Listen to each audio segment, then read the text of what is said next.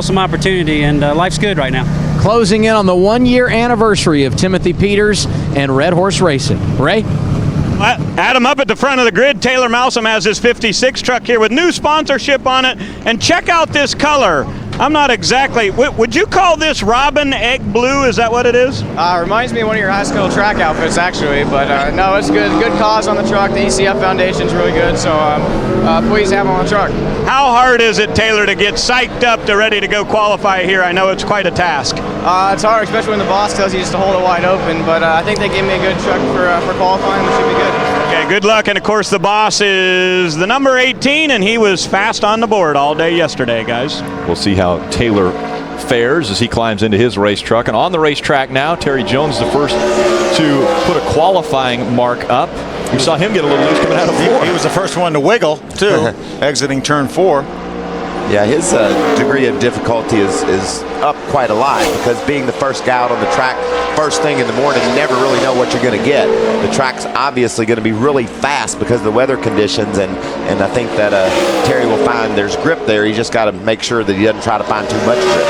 A lot of times on racetracks, we see the line that everyone's going to run because it's darker, and that's kind of the preferred line. Here at Dover, the concrete racetrack, we're not seeing really a dark area down at the bottom, but that's where they want to run, right, Phil? Yeah, they'll be right on the bottom of the racetrack now. We had a couple truck practices yesterday, but at the end of this day, when we get ready to start this race, we will have had all the cup practice, hour-and-a-half cup practice, the nationwide practices, as well as cup qualifying. So there'll be a lot more of that black rubber down there. Friday night house party. Tune in as Martin Truex Jr. and Jamie McMurray stop by NASCAR Trackside, live from Dover. Again, that's tonight, 7 Eastern, only on Speed. Qualifying continues. The guy that everyone is chasing at this point is Mike Skinner, and he's with Adam Alexander. Mike Skinner, quickest of the 5 trucks that have been on track. How'd you feel about your qualifying run? I really feel good about our truck, and our engine, Triad engine, really ran good. Picked up 100 RPM from yesterday, and we just over-tightened the truck a little bit. You know, we were a little bit snug yesterday, and then they tightened it up a little bit on me, and we ran good. I think I'm really looking forward for the race. Our international trucks, Monaco RV's Tundra, has really been good right off the trailer. Been good all through. Chevy is very comfortable, very fast on a long run. So just have a solid day, no mistakes. We'll be there at the end and see if we can't do it 2 in a row. With no mock qualifying run, how hard do you push it on this one? You pretty much only have one way to do it, and that's wide open, or at least try to. So this tire this year, Goodyear's brought, has been phenomenal. So the wear's been great. So I don't know if we can hold it wide open or not, but that's going to be the goal right now. And we'll know once when I leave pit road and go through 3 and 4, I'll know if I can do it or not. All right, good luck to you. And guys, everybody in the garage talking about this new tire and how it may change the strategy in our race tonight. They can go a long, long time on a set of tires. You know, we're used to seeing these tires, and with a green racetrack like the truck guys had yesterday, wear out in about 25 laps. And the more rubber's put down, the better that wear gets. But I talked to several guys that said they put over 50 laps on their tires and did not wear them out. So that really would bode well for this race. And Mikey, I hear guys saying the tires are too good. I mean, how do you have a tire that's too good? Well, they just stick so well, Rick. These guys are talking about Phil. Listen, we're gonna. It's only a mile track, Michael. I know, but it's making me crazy. We talk about track record speeds. These trucks have way less horsepower than they had when that track record was set. So where's that speed coming from? It's coming from right dead in the center of the turn. Right when you're wanting your truck to do the most. You know, head the other direction. That's when you're going absolutely the fastest. And so these tires are just constructed in a way that these guys are able to use their right foot a whole lot. In a cup car, Mikey, when you go around this racetrack, where do you get out of the gas? I mean, because you're going to get out of the gas into the turns, yeah, correct? Definitely. And like watching the 21 truck here as he dives down, Johnny Chapman dives down in the corner. About the time he leaves the straightaway and heads for the turn, when he makes that first initial left in a cup car, you're letting off the gas. You got all kinds of horsepower, the center of gravity. And on the brake. That's right. You're on the brakes, you're off the gas. These guys are are running around the same track in a whole different manner. You know, they're diving down in these corners. It's a thrill ride, Rick, when you leave the straightaway. Right here, when Johnny dives right there, it's just a thrill ride down into the corner, and they're doing it with their foot on the floor. It's really like a roller coaster. When you leave the straightaway and dive off into these turns, both ends of the racetrack, it's like dropping out in a roller coaster. Well, it's one ride that I'm sure I'm not going to be I'm not going to be in line for. Well, and later today, they're only going to do that 400 times. Twice a lap for 200 laps. Yeah. Johnny Chapman on the racetrack. He is the 8th to qualify. Faster, especially, Phil, as rubber begins to get down on the racetrack. The more rubber on the racetrack, the more adversely the sun will affect the racetrack, because, you know, now it's shining down on something that's black and instead of the white surface that the concrete poses. There's a nice shot of the sun up there in the sky. And, you know, the thing about qualifying is, I think that takes a few trucks to kind of blow the track off, because the track sat overnight.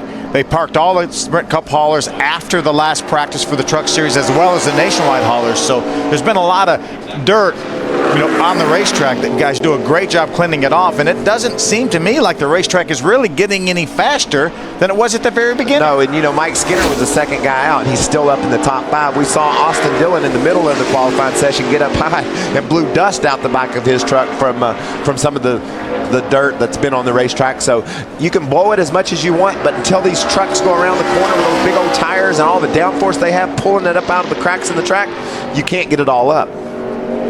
Norm Benning on the racetrack for his qualifying effort. Let's go to Ray. Well, Rick, Adam told us earlier in the show that James Buescher is back for a run at the rest of the races this season. Tell me about Dover. You excited? I'm excited. This Wolfpack Reynolds 31 team's doing really good. This is our second race together, and you know, brand new team. So ran really good at Kansas. Came here, unloaded pretty good. We had to work on it a little bit. And one of the most intense racetrack that I've ever been. I think those are pretty good adjectives, Adam. Elliot Sadler getting many props from the gentleman upstairs. Michael and Phil both said this truck looked the best of all of them. How did it feel? It felt great. It's neat working with Butch again. He was actually my very first ever crew chief from our ever first Cup race in 1998, and kind of picked up yesterday where we left off. But I got to thank everybody from KHI to give me a really fast truck, and everybody from Best Buy and Insignia letting it up for us today. It looks good. Hopefully it'll stick on the front row, but that was a lot of fun. My heart's still beating 100 miles an hour, but it was a lot of fun. Butch Hilton, the crew chief, he won in his debut at KHI with Harvick. We'll see if he can win in his debut with Sadler as well. Now, we had back-to-back interviews there. One guy was from Italy and the other from Emporia. That's why the dialect was... I was going to say, slightly different. If you notice that they didn't sound exact. You know, in Cup, he's been struggling a little bit, but he comes over here and gets in the truck and puts it on the front row. That's just got to make Elliot feel good. Confidence builder for Elliot Sadler now on the racetrack in the 0-1 Carl Long. And while Carl Long is on the clock, let's go back to Ray Dunlap. Well, thanks, Rick. You know, it's hard to explain some of the struggles that teams go through trying to get into the Camping World Truck Series. And Chris Lafferty, you are a great example of a guy who just has to put hard work. Can you tell the fans what it's like to try to get to this level?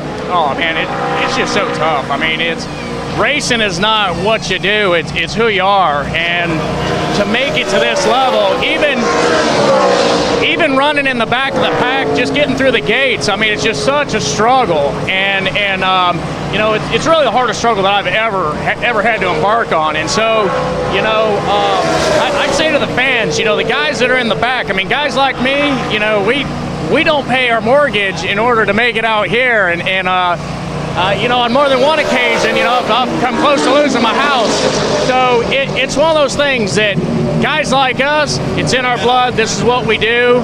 I'd rather run in the back than not be here. So it's very tough. We're glad to have you in a couple of months just trying to save money to buy a set of tires to get to the next race. And there's so many stories like that. It's up and down the field. I mean, we talked to the Elliot Sadlers and the Johnny Saulers and the Johnny Vincents and people that have been, you know, made their mark in the sport and are recognized. And then we have the guys like Chris Lafferty and Chris Fontaine and Shane Siegel, who are trying to make their way in the sport. There's another guy right here, Brett Raymer, trying to make his way in this sport. And you never know when that next guy is going to come along and show something like a Carl Edwards did in the Mittler Brothers truck several years ago. And people are going to say, hey, this guy has what it takes. Yeah, and you know, and sometimes there's rough bumps in the road. And remember Brett at Daytona, that terrible crash he had down there. But yet every week they come back and try to get something a little bit more and better. You got to really appreciate what Chris Lafferty and these guys, Brett Raymer, are doing. They want this so bad. They want it as bad as the guys running up front. They just don't have the resources to put it all together yet. Brent Raymer 24th quickest on his first lap. Now there are 36 trucks here, so all will be in. It's just a matter of where they will start. That being the case, of course, with Ricky Carmichael. He had an instant bagged over 200 qualifying continuing. This is the 28th truck to go out onto the racetrack, and it is Mike Harmon in the number 24 Ford. Mike just about missed that corner. Looks like he's on the gas pretty hard, though. Birmingport, Alabama, where Mike Harmon calls home. Then he wasn't on the gas so hard there in the middle of that corner. Must not feel good to him. See the nose floating on the straightaway, Phil. He's definitely not one of the trucks that's coil bound, which is riding on the springs. Gets down to the corner and the truck will transfer the weight to the front and push it down. But you see how much gap there is between the racetrack and that front splitter. That's a great shot right there. And watch that thing bind up, go down when he enters the turn. You know, that shows you that. On the concrete in Dover. But a monster is lurking, waiting to crush any hopes of victory. It's the NASCAR Camping World Truck Series from Dover tonight, 8 Eastern, only on Speed. And we're setting the field for that event right now.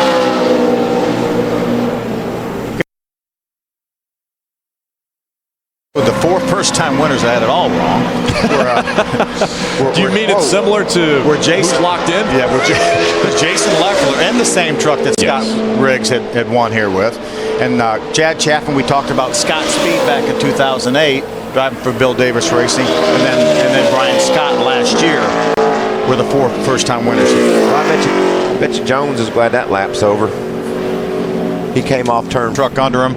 It's top 15, long race. He's trying to just gain experience, and he's getting better and better each and every week, driving the Geico Toyota Tundra as well as the Camry on the Cup side. You know, you talked to Jason White before he qualified. He said, we'll be 12th or 13th, I think, when it all shakes out, but we know we can run with him. Where's he at right now? He's 13th. How do you know that? How does he know that? Kyle Busch said he was going to run faster than he ran in practice, and he did. How does he know that? Well, that's an easier guess than guessing you're going to be 12th or 13th out of 36 trucks. It's like, all right, I'll give that to you. It's like the way you know the weather. Holy cow. Chris Lafferty is hanging on right now. I believe I'd hang on at a little bit more conservative pace because he's in the show and he's going to crash if he doesn't slow down. That should have proved to him there that he doesn't need to be messing with this truck anymore. And remember now, these trucks will be impounded until the race later on today, and that very, very minor adjustments will they be able to make. And it looks like Chris may need some major adjustments. They might have to take a big swing, and we're also seeing a little bit of the overflow from the radiator. This one overheating a little bit. That's at the base of the windshield over on the left side as we look at it now, the right side as he sees it. It's a great shot right there. That steam will keep coming out. Man, hanging on to that race truck. I don't know about Chris, but I'm glad that qualifying run is over, personally. Takes a lot. Chris Lafferty was locked in. He's 30th quick. Tastes here at Atlanta. And he ran really well at Atlanta, too. I like the way Chris's truck looked just then. Not a lot of speed, but it certainly was very clean looking and very looked like it's something he could race. Whereas some of the other guys we saw looks like they're going to need a lot of work before they're ready to race. And I like the fact that he recognized, as well as some of the other guys, that hey, there's 36 trucks here for 36 spots. Let's don't take any unnecessary chances and tear something up. Let's work with it, get whatever lap in we can get comfortably, and then we've got 200 laps this afternoon. Yeah, I think that's real smart, Phil. Like you noticed in Max Pappas's truck, he had a truck that looked very solid. He is solidly in the field, but there wasn't any sense in taking crazy chances because he knows that he's here to learn. He's trying to build on something so he can transfer what he learns on this track over to his Cup car that he's going to try to qualify later on this afternoon. Shane Sieg, 27th quick on his first lap, 24.488. Let's preview a bit of what we're going to see later on today or this evening in the truck race. Now, we've heard guys talk about putting about 50 laps on their tires, but a fuel run could be upwards of 80 to 85 laps. So are we going to see this thing get a little bit crazy once we pass that 50 lap mark with tires? I think because of all the rubber that will be put down, by the Cup cars and the Nationwide cars practicing, then I think the tires for this race, so they will have a little bit of insurance in case something happens and they have a problem problem with a right side tire. But I believe, and the way everyone talks, I talked to a couple guys. They said, hey, my fastest lap, Michael, was on the 40th lap on my tire. And we've not heard of that here at Dover. You know, usually once you get 8-10 laps on your tires, it starts heading the other direction. That's why this race this evening is going to be so interesting, to see how long these fast speeds hold up, and can they indeed run their fastest lap 30-40 laps into the race. Because, you know, Phil, when that's the case, then tire strategy becomes a part of the equation. Do I get 2 tires? Do I stay out late in the race? Like Brian Scott did last year and carried himself to victory. And Scott Speed, the year before, he had tire strategy that helped him get the lead, and then once he got there, he held it. So these guys have a lot to think about how this race will play out later on this evening. This is the final truck to qualify for tonight's race. Tim Andrews, 27th quick. He didn't get a lot of practice yesterday and got his truck solidly in the field, up in the 27th spot so far. He might learn a little bit on that first lap, see if he can give it a little more gas. Well, he had 2 laps of practice. Crosses the finish line, 24.190. That bumps him up